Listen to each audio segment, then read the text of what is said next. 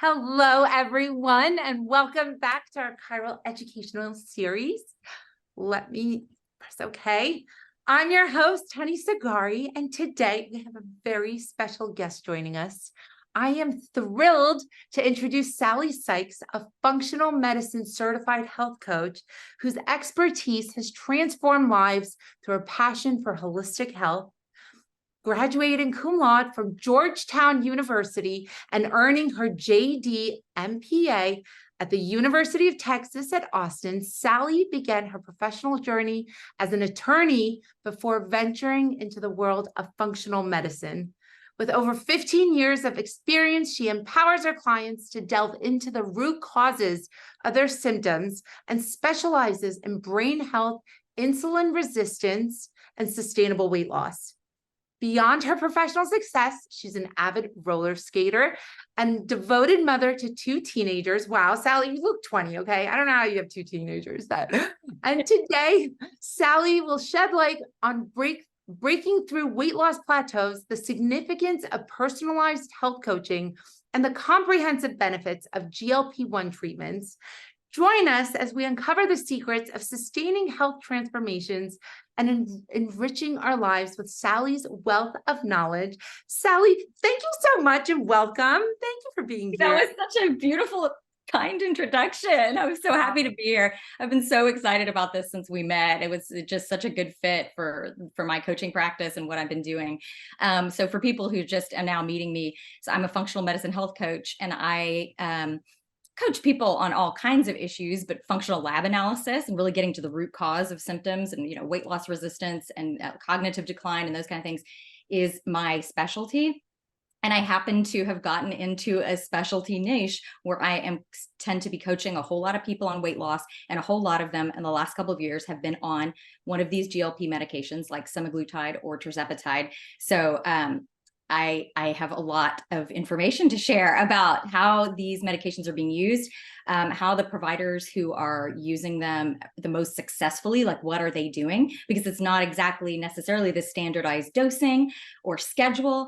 And so if you're here and you're new to Qyral and you're talking to other people about this medication and trying to educate them about that, sort of like what are these medications? Why are they in the news? Why are they exploding? So I thought I would start there because everyone might not be familiar with them. Maybe you've been with Qyral a while and you've been maybe on the derm side a little more.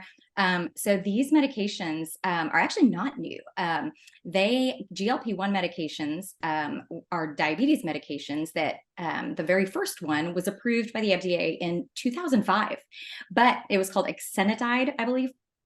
Sometimes these medications, I'm not exactly sure on how to pronounce them. But it was a twice daily injection. So you can imagine that wasn't as popular, right? And then we got to liraglutide, and that was a once daily. And then we moved into semaglutide, which was really revolutionary, that this could last longer. It could be a once weekly injection, same with tirzepatide. And that's when we really started to see the revolution in these GLP-1 medications. And so these were originally approved as diabetes medications, but what researchers found was that they are also leading to significant weight loss. So 33% of people losing over 20% of their body weight, which is comparable to bariatric surgery. And obviously there are major advantages to avoiding general anesthesia and the other complications that come with bariatric surgery, right? Like you are not able to absorb nutrients as well. Of course, there are also risks for going under. And bariatric surgery can fail, right? So this has been a huge game changer for people who have done everything that they can do to lose weight and have not been able to do it otherwise. And just to add to that, yes. You heard about Lilly's announcement yesterday with tirzepatide or Mounjaro, their approval for weight loss. So this is super exciting. It's huge. It's so exciting. And that's exactly what should be happening. And I love hearing that.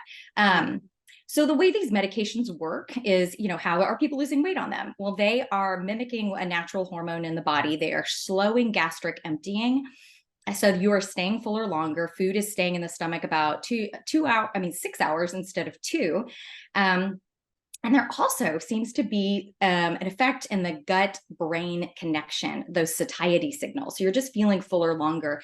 Along the same lines with the gut-brain connection, they are studying this for binge eating disorder and alcohol use disorder, because there appear to be some really interesting effects on the addiction centers in the brain. So stay tuned for more on that. So that is how the medications work. They tend to last, the craving controls tend to last about a week in the studies. That's why they decided on weekly dosing. However, when you look at the studies and dive deep into them, the medication's actually lasting in the system about 5 weeks total, okay? So what that means for dosing is that you are, maybe if you're having the same dose every week, you're still maybe getting a slightly higher dose because you're building on last week's dose. So when I am talking and coaching patients on how to dose this along with their doctors, sometimes they can stay on a much lower dose for longer because they still have it in their system from previous weeks. And we like to have them just stay on whatever low dose they're on as long as they are losing slowly and steadily. And what I usually recommend and see as most successful is about 1/2 pound to 2 pounds a week, and not more than that. Now, look, if you're dealing with a class 3 obesity, a BMI over 40, you probably will lose more than that in the beginning, and that's natural and that's fine. But typically we want slow and steady weight loss so that it is sustainable. This also helps reduce potential side effects. So some of the side effects you may have heard about in the news are like gallbladder issues, pancreatitis, those kind of things. Those issues can happen whenever you lose weight with or without semaglutide. And it's really due to rapid weight loss, right? And so when we use the minimal effective dose of these medications, and honey, this is why I love that you all use the compounded medications, and the programs that I have always worked with also use compounded medications, because with the pre-dosed brand name pens that patients are often sent home with the adios, diagnose and adios, and no coaching on anything on diet and lifestyle or adjusting the dose, personalizing it to the patient, there is no changing the dose. There, you may end up with more medication that you actually need as a patient. So with the personalized, with getting your own vial at home, you're able to draw up exactly how much you need. And look, I see this as just the win-win-win of these medications.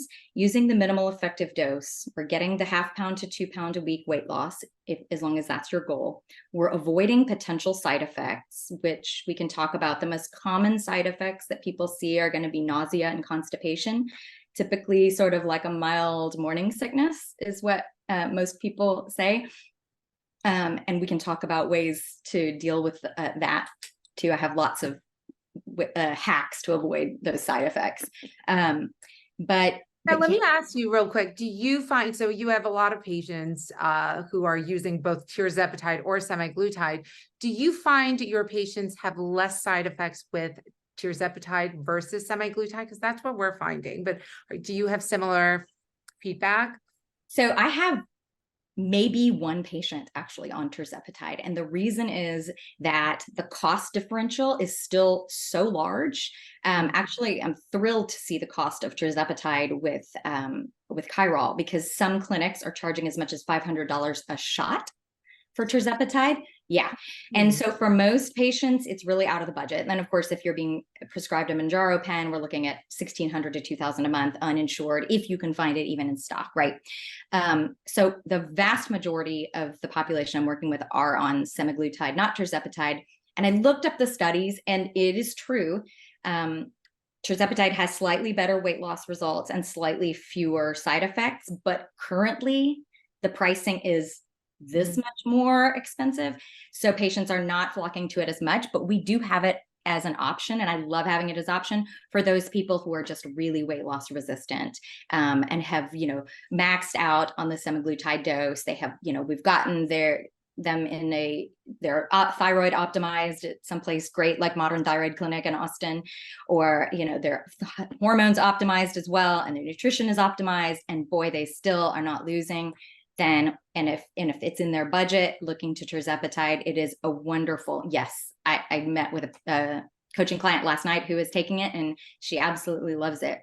So I'm thrilled. And I think Qyral is one of the best price points I've actually seen on it. No, thank you. Well, let me just take a quick step back real quick before we have some comments coming in. But so the way, let me just mention how I met Sally. That could be a song. That could be actually a song. So as you all know, we sell through consultants. That's how Qyral sells and markets all of its products. And we use a company called Momentum Factor to make sure that we remain compliant. They scrape the web. So I met with Jonathan, who is Sally's partner. He took us out to dinner. We were at a conference and we're talking about longevity and all these sorts of things. And he's like, oh my God, you and my girlfriend Sally would totally hit it off. You guys I have to hook you guys up, put you on. So we get on a call and I come to find out Sally is actually a lawyer, or was a lawyer, who got into functional medicine. I just want for our viewers and our listeners, just give us a background, because the reason I'm bringing this up is your approach to the blood work. I want you to talk about that before we delve even further into. So just tell us a little background of how you even got here. So you're a lawyer, and then how did you get here? Just tell us. So I was an attorney, got married, had kids, and then my dad was diagnosed with Alzheimer's disease. Okay. And that was really scary for him, obviously, but for the rest of the family, because, mostly in the news, you're thinking Alzheimer's, this is a genetic disease. If my dad has it, then I guess I'm just destined to get it. The rest of us are. So I started diving in and found Dr. Dale Bredesen's book, The End of Alzheimer's, which is just my Bible that I have obviously right here next to me at all times. And he's got a list of labs. He has an entire program laid out for how you prevent cognitive decline. It turns out, look, 75% of Alzheimer's patients do not have any genetic component. It's mostly lifestyle mediated, and mostly these are preventable things, whether it's reversing insulin resistance, right? They're calling Alzheimer's type 3 diabetes. So making sure that we're keeping our blood sugar in check, and semaglutide and tirzepatide are key for that. But it's also, maintaining proper hormone levels in perimenopause, menopause, and andropause. It's going to be optimizing thyroid function. It's going to be avoiding toxins, lowering inflammation, and optimizing nutrition. So he lays this all out in his book. And I was fascinated by this table he has in here that shows all these lab values. And for him, he's got, and they're labs I'd always heard of, whether it's lipids or glucose or different hormone levels, but he had optimal lab ranges that he wants these for maintaining brain health and preventing cognitive decline. And I thought, well, look, my clinical pathology labs, that they have normal ranges. These are very different, so I started thinking, well, where are all the optimal ranges listed? There's got to be a list somewhere of all the optimal ranges for labs. No, there is not. So I created one, and I've been working on it and making it for the last 15, 17 years now, probably. Huge Excel spreadsheet with every lab you can think. I've got the normal ranges, but the problem with normal ranges is they vary by lab, and they are simply the averages of all the mostly sick people getting those labs at that lab. So as the American population gets sicker and sicker, 93% of us are insulin resistant, overweight, or obese. We're metabolically unhealthy. So as our population gets sicker and sicker, those normal ranges get sicker and sicker, and they're simply no longer relevant to disease prevention and optimizing health. So when patients come to me in my coaching practice, the primary thing they're coming to me for is for lab analysis, and I analyze it from an optimal standpoint using my spreadsheet. And all the research. Love that. I love that. I thank you for sharing that, because I don't think people realize, like, the optimal range is not what your doctor tells you. You should actually, and that's where you come in, Sally, right? So I would highly suggest, if anyone's interested in that, get in touch with Sally, because she'll guide you on how to get your blood work, and she'll help analyze it and so forth. So now, tying this back to semaglutide, let's tie it back and tell us what you're seeing and how and why you're putting, or talk to us about the thyroid disorders, and then how and why you're putting patients on semaglutide based off of their lab results. So, the most typical thing is someone comes to me, they have a whole range of sort of vague symptoms, but are not vague to me, but they have maybe been 10 years in conventional medicine told this is, this is all in your head. It's typically, fatigue, weight loss resistance, hair loss, loss of libido, especially belly fat, right? Like the visceral fat they're getting. Cognitive changes, mood changes, brain fog. They just don't feel like themselves. And, I'm sorry to say, unfortunately, most of the people coming to me are women, and they are medically gaslit and told, look, this is all of your labs are normal. This is all in your head. Here is an antidepressant, an anti-anxiety medication, and a sleeping pill. And there is really just kind of go on out, go on and stop bothering me. And you're a Karen and you're this, and it's just not okay. And look, when I analyze their labs, first of all, the first step is doing the medical intake. Then the second step is saying, okay, these are the labs we've already had from your doctor. Here's all the labs they haven't done: a full thyroid panel, they've never checked your insulin. They've, never checked your HS-CRP, which is a really critical inflammatory marker that I encourage everyone who is using this medication to check before and after. HS-CRP and insulin, both those are, wow, those really plummet on semaglutide and tirzepatide. That's risk of heart disease and diabetes right there. So, patients don't have a Xanax deficiency, right?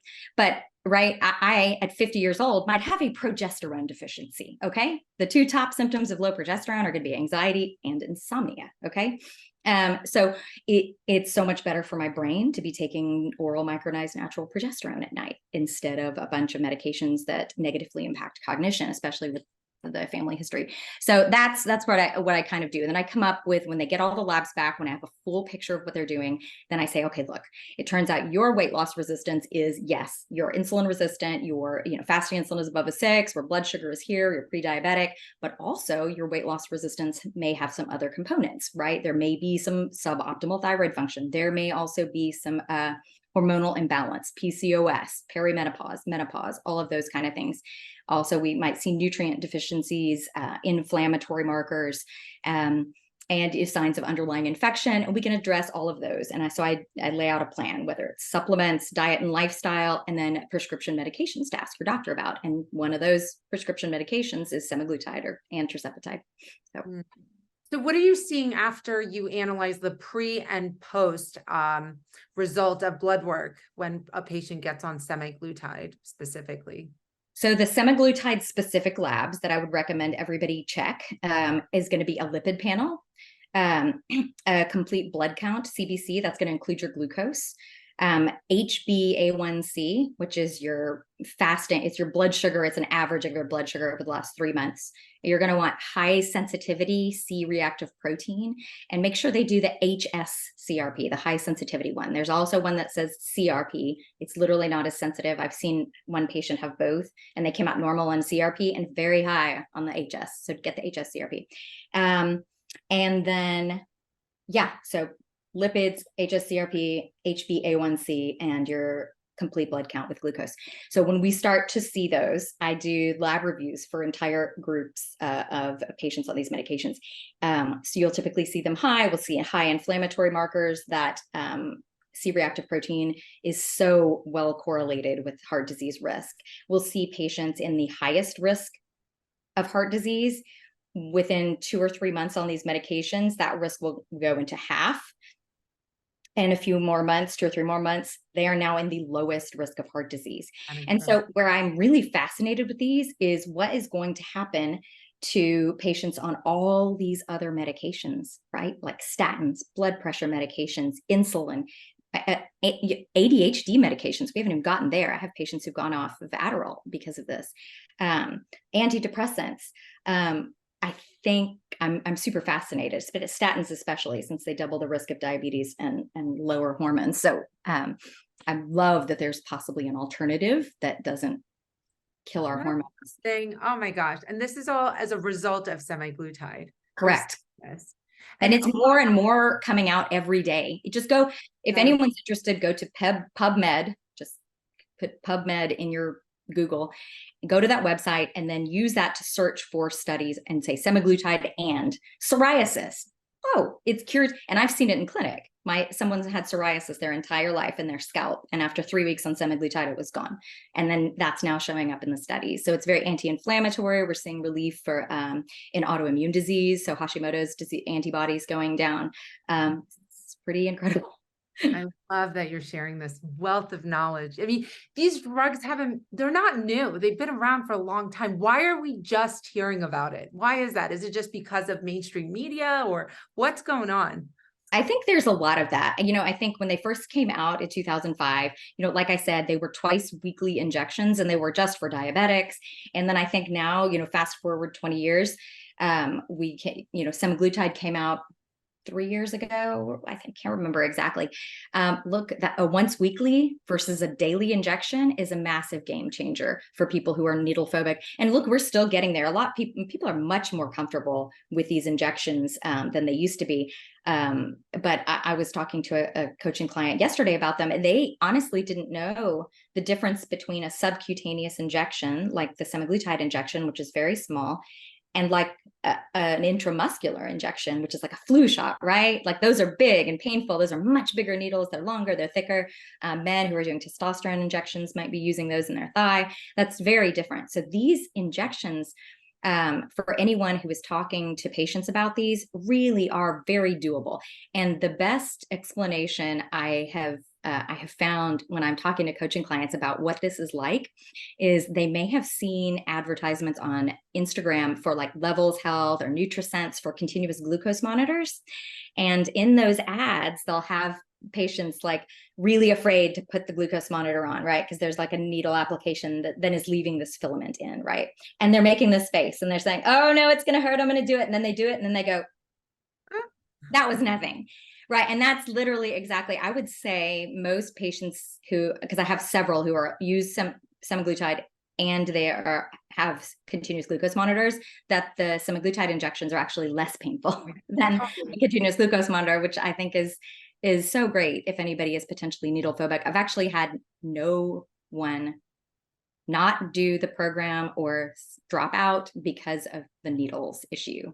As long as I was able to get them sort of one-on-one and coaching, and they had enough input from their provider on how to do it, and they were able to at least get one shot by themselves, mostly they were just like, oh, I've got this. Yeah, no, we get a lot of people that are like, oh, can you launch the oral semaglutide? I'm like, but it's so inconvenient. You have to take it daily. And not just that, it's a lot more expensive. I'm like, if you could just get past that first shot, you're golden. It's that first shot. And then 100%, it works better. I don't love, right, like anything that's going to go through the liver. I always worry that there's going to be more side effects, right? And of course the cost, and apparently it doesn't work as well. But yeah. Do you want to talk about how to avoid side effects? Well, we'll get there. I just want to touch on, well, first of all, if anyone wants these panels and they don't, if they're already on our program and they want these panels that Sally just mentioned, we can provide the metabolic, like the script for it. So you guys can request it from your doctor. We already have it. No additional cost. And then you can go get your blood work and then come to Sally and she'll analyze it for you. And she'll leave her information. I just want to make sure that you leave that at the very end. We'll share that with all of you guys. But I want to talk about, so we have a lot of patients that are now going on to their like 7-8 month cycle, and they've reached their health goals, or they're plateauing, they're slowly reaching. So we'll break this up into two parts. So let's talk about plateaus. What's happening? Because there could be underlying issues, right? So what's a plateau? So plateau, first of all, they can just happen in the weight loss process. We know this. However, there can be many causes to plateaus. And so, sometimes it's just a matter of finding that patient's optimal dose of semaglutide, of tirzepatide. But often once I dig in, especially to the labs, I'm able to find out what is going on. So we optimally want fasting insulin to be between a 3 and a 5. And for almost everyone I see, where fasting insulin is like in the 30s, the 20s, the teens. So insulin is the fat storage hormone that tells the body to store fat rather than burn it. So you can literally eat air and you will gain weight or not lose weight when your fasting insulin levels are that high. So on semaglutide, in the background, they'll be coming down as your metabolism is healing in the background, but sometimes it'll be slow going in the beginning while that fasting insulin is still high. We even had one patient who did not lose a pound on semaglutide for the first 4 months because her fasting insulin was so incredibly high. And because we were tracking labs, we were able to show her, look, no, you're not losing yet, but look where your HSCRP is. Your risk of heart disease is cut in half. Your fasting insulin was a 32, now it's a 16. Your LDL is down, your triglycerides are down, all these, your blood sugar, your A1C, all of these are coming down. And sure enough, once her insulin got below a 6, she finally started losing. But that was incredible data. And I think, I look back to my coaching clients before semaglutide, who I was just coaching on lowering carbs, who would give up on low carb too soon. And I think it was because they gave up because before their metabolisms were fully healed. And I think, it takes a long time for us on the standard American high carb diet to damage our metabolisms to the extent that we have. And look, the government told us to eat this way. It is not our fault. This is not to shame anybody. I have type 2 diabetes and had to reverse it myself 10 years ago. So literally no shame in this. We're all working on this together. But this takes time to repair, and it is so worth it. And slow and steady really wins here. And you heard that. And so we also get a lot of people, oh, I'm not feeling the effects. I'm not. And we start, we start patients incrementally, 0.25 milligrams, 0.5, and we slowly move them up. Can you explain why we have to do that, Sally? Yes. Look, and there are patients I know, and they're so impatient and they want to lose weight. But if we don't move you up very slowly, your body doesn't have time to get used to the medication. And then the risks of side effects go up. And we don't want you throwing up or needing to call in Zofran for you. And Zofran can be wonderful and life-changing, but it stops weight loss and it makes you feel exhausted. So if you're trying to get through your day on a Zofran and work, that's not going to be great.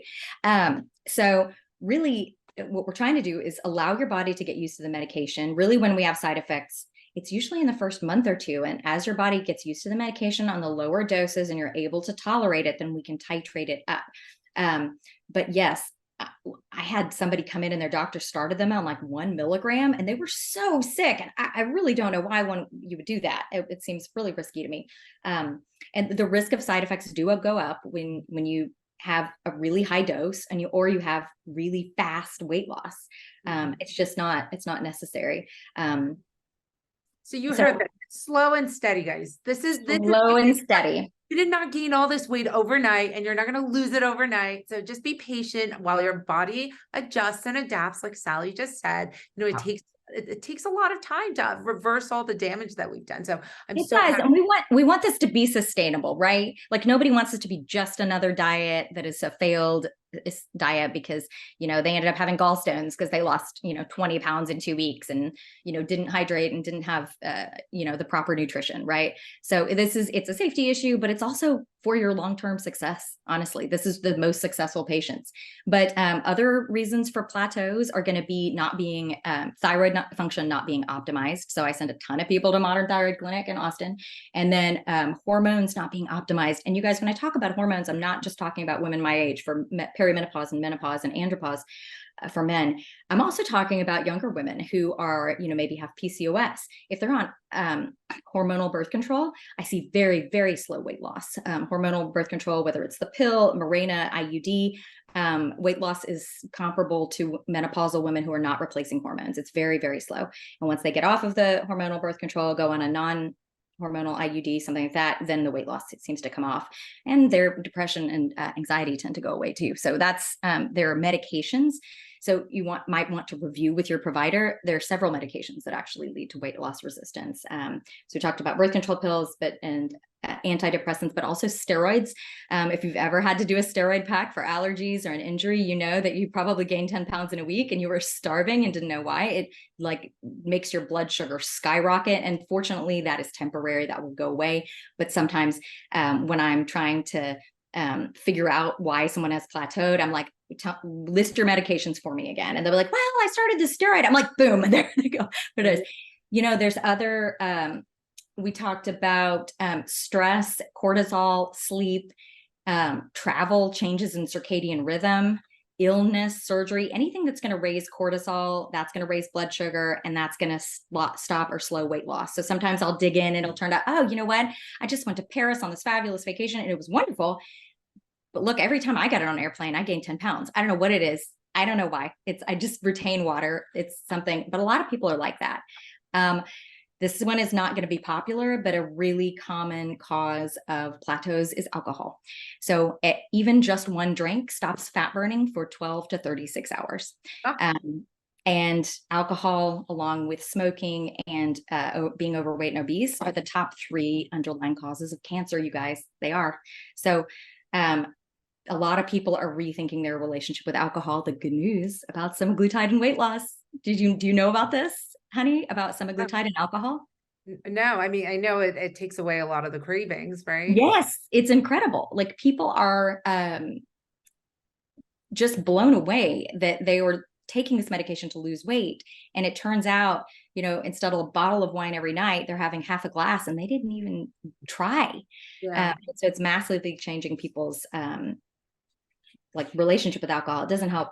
Is it because of the side effects or is it how it behaves on the brain? Yeah. No. Reward. Yes. I mean, of course, yes. The number one cause of nausea on semaglutide is going to be sugary alcohol, like wine or margaritas, but not everybody has that. For most people, I would say like 90% of the people, it's simply that they don't crave it anymore. They just forget about it, which is, I mean, look, nobody wants to be a binge drinker, right? Like we just want to live our lives and do what we want to do. Counting net carbs instead of total carbs. That's another way to get people off plateaus. So net carbs is a great marketing ploy and green way that processed food companies greenwash their products to make us think they're healthy when they are actually not. So I'll look at some of these 2 net carbs, and then you look on the back and it's actually 40 total carbs. So that's gonna get in the way of your weight loss. Hidden sources of sugar.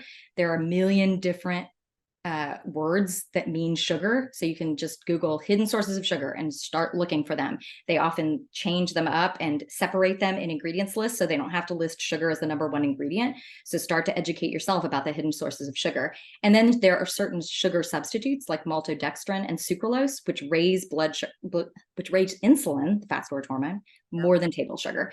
So I had somebody who wasn't losing weight and discovered they were drinking Celsius drinks with sucralose. He stopped, he lost 7 pounds in a week. So isn't that something? And these are the sugar alternatives too. They're terrible for you guys. Not all of them. So there's 4 that are good. So allulose, erythritol, monk fruit, and stevia are good.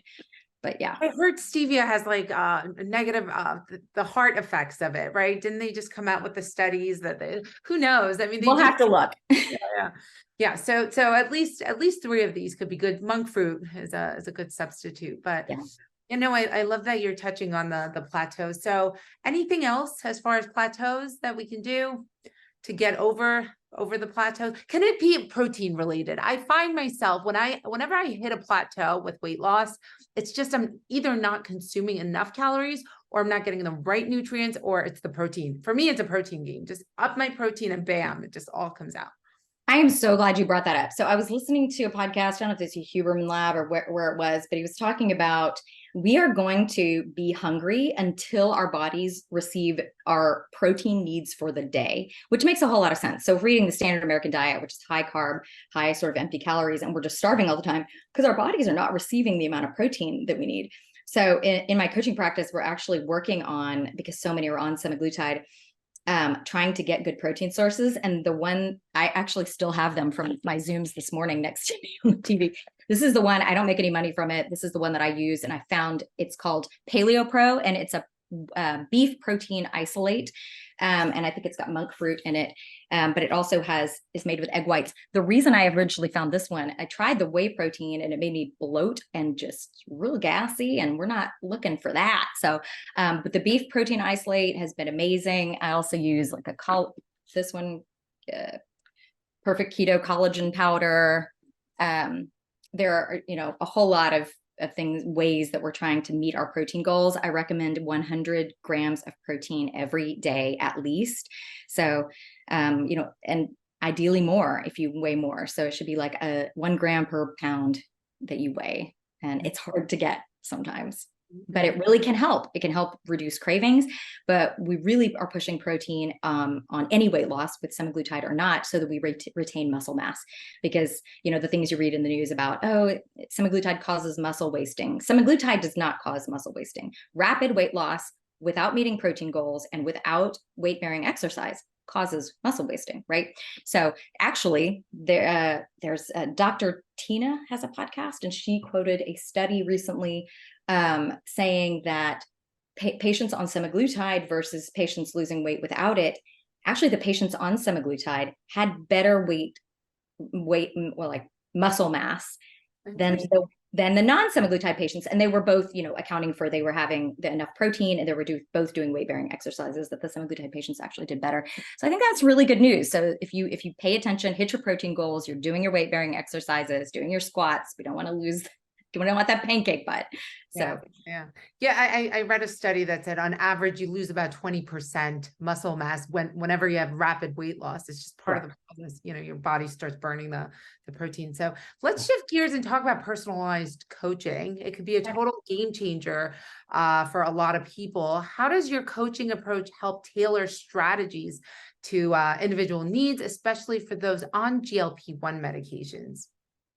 So everyone is a little bit different.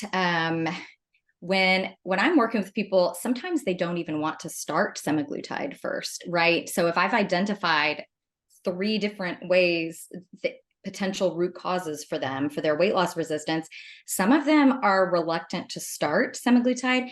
And even if they are very much candidates, they might be, have a BMI over 30, they might be a diabetic, and they still are not interested in it.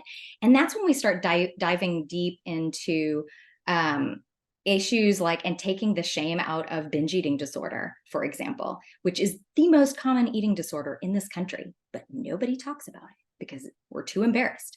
Like, if anybody on this call has never hidden candy in their bathroom, okay, maybe I'm the only one, but like, I'm sorry, this stuff is really addictive. It truly is.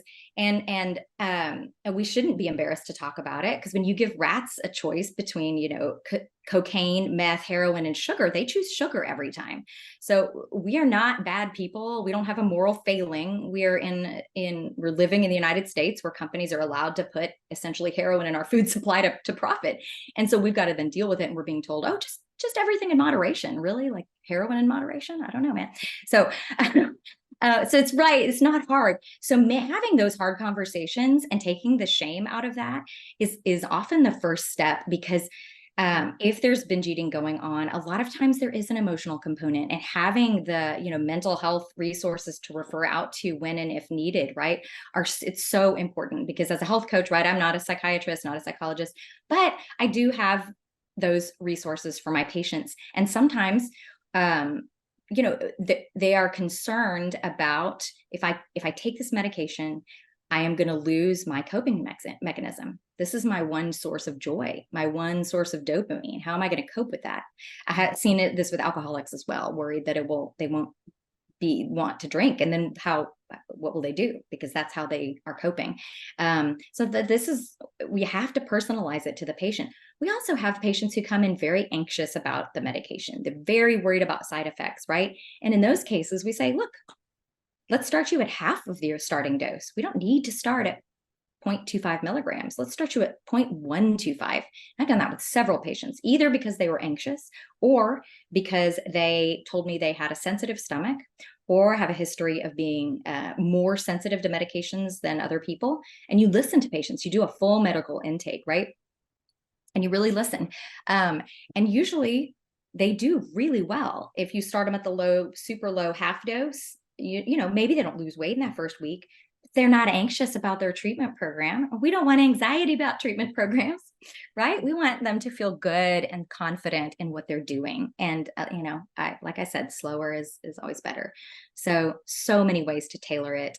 I try to get I always recommend lowering carb intake, but if they are new to that, everyone is starting in a different place. I usually recommend starting with eliminating gluten, because it is so inflammatory and can help boost thyroid function, which helps boost weight loss.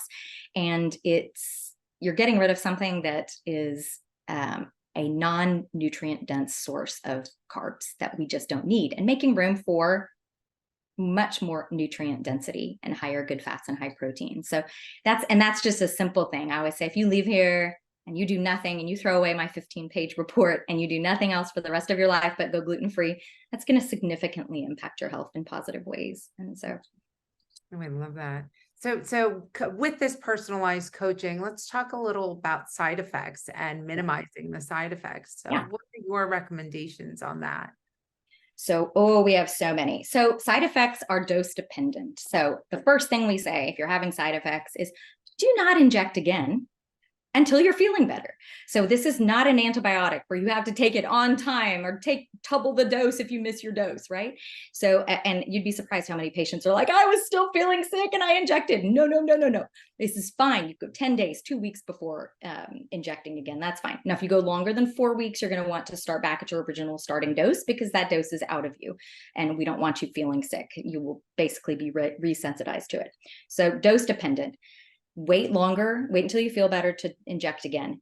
The next time you inject, perhaps lower your dose, right? Cut it by half, or you can try splitting your dose, right? If you are on, 0.5 milligrams, you could say, you know what, I'm going to do 0.25 milligrams one day. And maybe in a few days, if I do well, I'm going to inject another 0.1 or 0.2, right? So, and just see how you feel. You can also try injecting. Most people are injecting in the abdomen, and that works really well. But if you do have some side effects, some have found that if you inject in the outer thigh, that lowers side effects. So that's another option. Let's see, avoiding sugary alcohol and gluten. Those are huge. I've had patients say they had a whole gluten-free pizza and they felt fine, but they had one bite of bread from a bread basket and they were in the bathroom feeling sick. And if you're having nausea, a lot of people are reaching for like saltine crackers and finding that makes it actually worse because gluten. And so try some salted nuts instead, some siete chips that are, not have no gluten in them, or some rice crackers even. But, the salted nuts is a good lower carb, high good fat, more sort of nutrient dense choice. Let's see, electrolytes. So side effects, there are some, because these medications lower your hunger, they also we're finding they're lowering your drive for thirst. In fact, let's all drink a bit of water right now. Yes, yes. Oh, much better. So lowering people's interest in drinking water. So you really have to keep your water on you at all times. And when you're dehydrated, what you can often have is some fatigue, some headaches. So if you can find some good sugar-free electrolytes, my favorite, again, I don't make money on these, is Dr. Berg's electrolyte powder. It has no maltodextrin. It's sweetened with stevia. So if you're sensitive to stevia, or if we find out stevia is the devil, then we'll maybe look to something else. But what I do like about it is how much potassium it has per scoop. It's 1,000 milligrams and we need 4,700 milligrams a day. And most only have 100, I think. So that can really make you feel better, making sure you're getting your electrolytes. Redmond's real salt is amazing. Portions. So it's really tricky on semaglutide. When I'm coaching patients for weight loss and insulin resistance, when they're not on GLP-1 medications, we're typically talking about lowering carbs and doing some intermittent fasting, right? Like 16-8, they're eating all their meals between 12 and 8. Maybe they're even doing one meal a day, something like that. On semaglutide, that is not practical because you're just feeling fuller longer. We have to be eating more meals, more frequently, just smaller meals, because we can't stomach it all. And so in order to hit our protein goals, we're going to be looking at smaller meals more frequently. However, I still do recommend at least 12 hours of fasting a day to give yourself that rest and digest time, but between dinner and breakfast the next day, so that that's your time for your body to go in and clear out old, dead, and diseased cells, amyloid plaques in the brain, right? Most Americans are eating every hour they are actually awake, and only not eating when they're asleep. So if you can give yourself at least 12 hours and then having smaller, high protein, high good fat meals throughout the day, that seems to help. Let's see, constipation. That's another fun one we see because it slows gastric emptying, right? So we do see some constipation. Magnesium citrate is amazing for that one. You can get any brand. The Designs for Health brand is a good one that I've heard people say works well. And just start with one and take another one. You can, every night, take another one with a full glass of water until you have relief. Don't take too much too soon. I don't want anybody to have a blowout, but I love magnesium citrate because it's well absorbed and it helps with constipation. You'll see another form of magnesium that's like a cheaper form in most grocery store supplements called magnesium oxide. It is not well absorbed. It will give you diarrhea, but most of us are magnesium deficient anyway. So let's do one that actually is well absorbed and is going to help with the constipation. Magnesium So citrate. Yes. There you go. Let's see, waiting longer than 7 days between your injections, that is absolutely fine. Some people find, look, I'm still, my cravings are still well controlled and it's 7 days. Okay, wait till day 10, right? We have people in maintenance injecting every 2 weeks, every 4 months, 4 weeks, sorry. Something like a multivitamin with a methylated B complex has been really helpful for people. Take that with food. You can find one, just Google it, honey, if you have a suggestion. But the methylated B complex is usually well absorbed, better absorbed, and that just is going to help cover your bases. A multivitamin, you're eating less. We just want to really focus on nutrient density, and then taking it with food because B vitamins can cause nausea. And yeah. Because you can have your doctor call in anti-nausea medications like Zofran, but really, if we can just not hit you so hard with such a high dose, we won't need that. Exactly. Thank you for sharing that. This has been amazing. But how about as far as food goes, nutrition? It's very important, and also lifestyle changes, because everyone expects this to be it's a tool, right? You still have to make lifestyle changes in order for this entire process to be sustainable. We don't want patients reliant on this for the rest of their lives. So let's talk about that, making this drug sustainable so that you can eventually come off of it. So, let's spend the next 15 minutes discussing what is the coming off process, what lifestyle changes should we make while we're on these drugs? Tell us. These drugs, I feel like they should be used as a tool to be able to make the lifestyle changes that we all know we need to make, but the addiction centers of our brain are simply hijacked, right? And so they are, while you're on the medication, while the cravings are lowered, we are recommending 100 grams of carbs per day total, not net, 100 grams of protein at least per day. We're looking at filling the rest of your plate with high good fat and high protein and nutrient density. I always recommend gluten-free.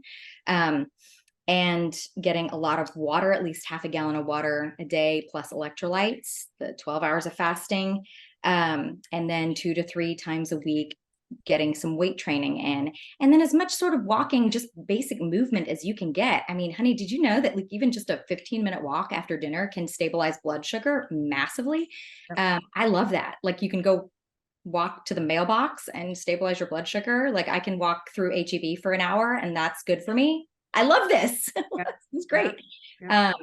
So using the time on semaglutide to clean out your pantry, I literally have coaching clients hire me to come over with a black trash bag and clean out their pantries for them. When we look at the nutrient labels on them, look at all the hidden sugar, the gluten, the inflammatory ingredients, and we get rid of them. And while they're not hijacked, like, oh, I might eat that one day, or I might need that, we just clear it out and get new healthy food all set up. And then once they've reached their goal, because we're losing weight slowly and steadily, and we've had time to change diet and lifestyle and start new habits, and we're tracking labs to see how their metabolism has healed, then we know when they're ready to come off. So it's both, we're looking at, have you reached your goal weight, but we're also looking at, have you changed your diet and lifestyle to one that is sustainable, right? That you can, if you're still eating, Pop-Tarts and drinking a bottle of wine every night, you're going to go right back to where you were. And so, and I'm very upfront with patients about that. So this is a tool to getting where you want to go. But a lot of patients, there are a lot of patients who go off the medication and do just fine because their metabolisms are healed. We've, tracked their insulin, it's gone down. They're able to maintain on the low carb, high good fat, high protein diet. But just as many feel so good on these medications, and their doctors are seeing that their markers are so improved and their inflammation is down so much and their risk of heart disease is so reduced that they do decide to stay on a low maintenance dose, and for it really indefinitely. And I have not seen any provider have a problem with that. And we're talking a low dose every 2 to 4 weeks. It's just, it can be a little bit different between Halloween and New Year's is when I see people, if they may be on a monthly maintenance dose, come Halloween, that last week of October, they're like, I'm back to weekly for a little while, or back to every 2 weeks for a little while. And their providers work with them, and they are very happy to do that for them. And then once they get past the holidays, they're back to monthly maintenance dosing, because they don't want to go back to the way they felt before, to not being able to move, to having joint pain, to, feeling the brain fog that comes with high blood sugar, right? Yeah, I was just going to say the brain fog is the worst. It is. Yeah. Well, I ate too much Halloween candy I ate any Halloween candy, which I shouldn't be doing as a type 2 diabetic, but I ate a lot and I was so foggy the next day. Felt like garbage. What are you gonna do? So how about the titrating up and down? Okay, so now I'm getting to my goal weight, or I got to my goal weight. Like a lot of people just quit cold turkey, and it's like, no, you're not supposed to do that. You wouldn't get off of any drug just like that. So can you talk to us about the titrating up and titrating down, and until you get to, a maintenance dose, quote unquote? Yeah. So if I have someone who's thinking about, hey, am I ready to go off the medication? I've reached my goal weight. We're going to look at their labs and see, okay, what's your metabolism like? And then we're say, okay, if the metabolism is also looking pretty healed, what do you think about starting to half your dose, or go, instead of weekly dosing, try to go every 2 weeks at half the dose and see how that goes. And a lot of it really is shared decision making with your provider. And it can look a whole lot of different ways, but I do recommend doing it slowly. And that will allow, when you do that, most patients are able to find their optimal maintenance dose. For some, it's very low, 0.25. For some, it's 0.125. For some, it's 0.5. And the frequency can vary as well. But that's where you want to personalize it and work with your provider. And yeah, you don't want to go off. I would not recommend going off of it cold turkey. And I don't recommend going off of it if the metabolism isn't healed underneath, because it's setting someone up for failure. That means they're still working on the diet and lifestyle part in the back, and we need to keep working on it. And that's okay. We meet everyone where they are. Yeah, exactly. Because we have asked this all the time. So, can you guys come out with a maintenance dose? And it's like, well, a maintenance dose is so different for different individuals. This is why this entire treatment plan has to be personalized for you. And you have people like Sally that analyze your blood work and your markers and kind of work with you on that coaching, one-on-one coaching. Because for some it's 2.4, for some it's 0.25, for some it's 0.127 or whatever it may be. So I'm glad you mentioned that. Now, as we approach the holidays, Thanksgiving is right around the corner, and we have Christmas right after. That's where everybody gains their weight. Do you have any recommendations for us? So someone just sent me, I think it was Keto Mojo, or was this? Yeah, Keto Mojo. They make a blood sugar monitor it's a finger prick monitor that checks for blood sugar and ketones. They apparently have a link to low carb Thanksgiving recipes. And that was one of the first blood sugar monitors I ever bought. And I really like their brand, and they just seem like a good company. So I'm going to check that out, because that's really, when you think about it, Thanksgiving should be the easiest one to do low carb. It's essentially based in meat and vegetables, right? Like if we can just avoid some of the, the breading, we could do sort of a lower carb or gluten-free stuffing. So yeah, between the candied yams and the stuffing. I know the candied yams, they're so good, you guys. I know. So bad. I know, it's ridiculous. But yeah, I know a lot of people are definitely staying on their medication during these times, or stepping it up. But I always say, hey, be careful, because when you're eating more gluten and more alcohol on these medications, you could experience more side effects. So we do have some people that are like, you know what, I know I'm going to eat all those things, so I'm actually going to skip my shot. So that's true. So, everyone to each their own. But I think one of the hardest things is when you are trying to improve your diet and lifestyle, and everyone else is doing something different than you are, and you feel different, and people are maybe making fun of you, or what we find in psychology is a phenomenon called the change back. And I talk about this with coaching clients. You're trying to make healthy changes to your diet and lifestyle, and what happens often is that your loved ones who love you dearly inadvertently start doing things to sabotage you, right? Baking you muffins, bringing you margaritas and everything, because they want you to stay sick and overweight. And they're not thinking, this is totally subconscious. They want you to change back to the way you were so you don't potentially leave them, right? And it's this whole weird psychology. But if you talk about it up front and you say, hey, look, I love you so much. I'm working on my health for you so that I can be there for you, for the kids, for all of our family.